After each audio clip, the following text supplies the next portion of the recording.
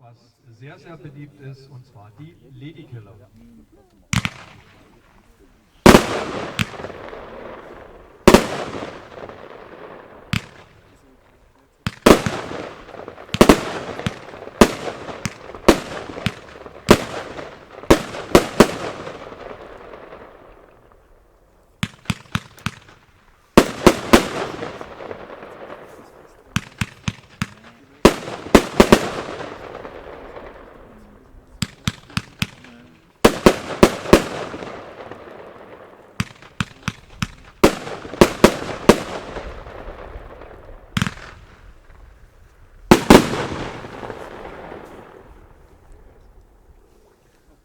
Soweit die Lady.